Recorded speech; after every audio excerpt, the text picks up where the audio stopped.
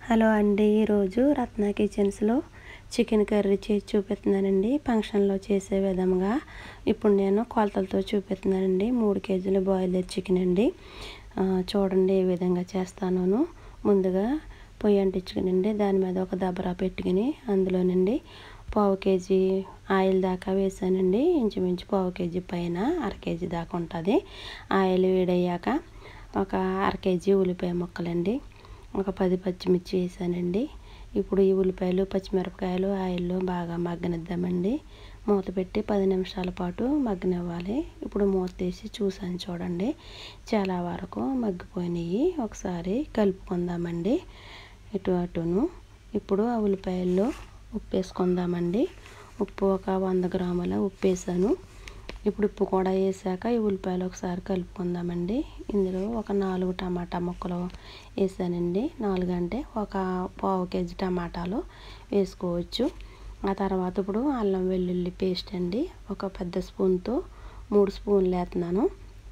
అలాగే 1 tea spoon పసుపు వేసానండి. ఇప్పుడు ఇందులో 4-5 కరివేపాకు రెబ్బలు వేసానండి. ఇదంతా కూడా బాగా ఒకసారి కలుపుకుందామండి. కరివేపాకు అండి ఫ్లేవర్ కోసం వేసాను.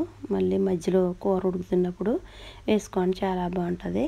ఇప్పుడు మొత్తము ఈ ఉల్లిపాయలు టమాటాలు అల్లం పేస్ట్ అంతా కూడా ఒకసారి బాగా కలుపుకుందామండి. అంతా కలిపిన తర్వాత మళ్ళీ మూత పెట్టి 10 నిమిషాల పాటు మగ్గనిద్దామండి. చూడండి 10 నిమిషాల తర్వాత మూత తీసాను. చక్కగా అన్నీ కూడా ఉడికిపోయినాయండి. ఇప్పుడు మనము ముందుగా 3 కేజీల చికెన్ తీసుకునండి కడిగి శుభ్రం చేసుకున్నానండి. ఆ చికెన్ని ఈ ఉల్లిపాయల్లో వేయాలండి. మొత్తము ఈ చికెన్ ఉల్లిపాయలు అంతా కూడా బాగా కలిసేటట్టు బాగా కలపండి. నేనైతే 3 కేజీలు వండుతున్నానండి. 3 కేజీలు ఇంచుమించు 15 మందికి సరిపోతుందండి. ఇప్పుడు మూత తీసి చూద్దామండి. చూడండి మొత్తం చికెన్లో ఉన్న వాటర్ అంతా కూడా బయటకు వచ్చింది. ఇప్పుడు దీన్ని ఇలాగే ఒక 10 నిమిషాల పాటు మగ్గనివ్వాలండి. ఇప్పుడు 10 నిమిషాల తర్వాత మూత తీసి చూద్దామండి. చూడండి వాటర్ అంతా కూడా చాలా వరకు వాటర్ వచ్చింది. ఇంక ఈ కూరలో మనం ఏమి వాటర్ వేయక్కర్లేదు. దీన్ని ఇలాగే ఉడకనివ్వాలండి. ఎక్కువ పెద్ద పెద్ద మంటలు పెట్టేయకూడదు. అలా నుప్పుల మీద చిన్న మంటతో ఉడకనివ్వాలండి. ఇప్పుడు ఈ కూర అంతా కూడా కలుపుకుందామండి. మళ్ళీని అడుగంటు పోకుండా కలుపుతూ ఉండాలి అప్పుడప్పుడును. ఇది గ్యాస్ల మీద వండుతారు కానండి, పొయ్యి మీద వండితేనే చాలా టేస్ట్గా ఉంటుందండి. చూడండి పొయ్యి మీద వండుతున్నాను నేను, ఆ పొగలు అవి ఎలా వస్తున్నాయోను. ఇప్పుడు ఇందులోనండి నేను 2 స్పూన్లు పేస్ట్ వేసాను. అదేంటంటే జీడిపప్పు అండి, గసగసాలు, కొబ్బరి పేస్ట్ అండి. కూరలోను బాగా గ్రేవీ రావటం కోసము, అలాగే టేస్ట్ కోసం కూడానే గ్రేవీ అదే పేస్ట్ వేసాక కూడా ఒకసారి అంతా కలుపుకోవాలండి ఆ ముక్కకి పట్టేటట్టు. ఇప్పుడు ఇందులో కారం వేస్తున్నానండి. నేనైతే మామూలు ఇంట్లో కారము ఒక 100 గ్రాములు కారం వేసానండి. ఇప్పుడు వెనకాల వేస్తున్నాను చూడండి, అది పచ్చికారం అండి, ఆనందే కారము 3 స్పూన్లు కారం వేసాను. కూర టేస్ట్ కోసము కలర్ కోసం అండి. నేనేమి ఫుడ్ కలర్ ఏమి యూజ్ చేయట్లేదండి. వంటల వాళ్ళు అయితే ఫుడ్ కలర్ వేస్తారు బాగా కలర్ రావటం కోసము.